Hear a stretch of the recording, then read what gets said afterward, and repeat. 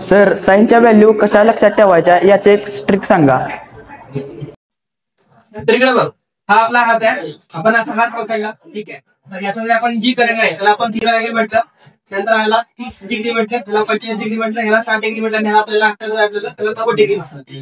तर याच्यासाठी काय केलं आपण की साइन थीटा बरोबर आपण या ठिकाणी काय करणार आहे, स्क्वेअर रूट मध्ये एल डिवाइड बाय 2 घेतलं आपण.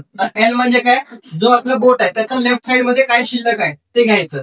जसं की आपल्याला जर साइन 0 ची व्हॅल्यू फाइंड करायची आहे, तर त्या ठिकाणी बघा 0 आहे, त्याच्या खाली किती बोट शिल्लक आहेत, काय शून्य आहे, बरोबर ना. म्हणजे √0/2 झालं, म्हणजे आपल्याला हे 0 आलं.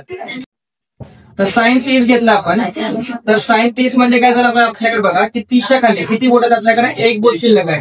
म्हणजे काय घेतलं आपण, वर्गमुळात 1/2 घेतलं, म्हणजे याचं उत्तर किती आलं आपल्याला, 1/2 आलं, ठीक आहे.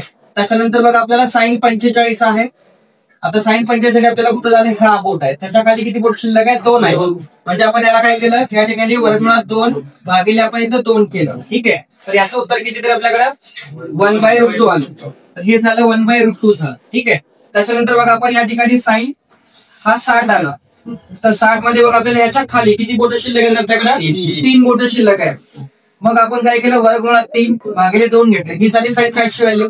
आणि त्याच्याच बरोबर आपल्याला काय झालं, साइन 90 साठी बघा आपल्याला बोट किती शिल्लक आहेत, 4 बोट शिल्लक आहेत. मग आपण काय केलं, वर्गमुळात 4 भागिले 2 केलं, हे किती तर आपल्याकडे वर्गमुळात 4 म्हणजे 2 आले, म्हणजे आपल्याला डायरेक्टली एक उत्तर येत आहे. समजलं.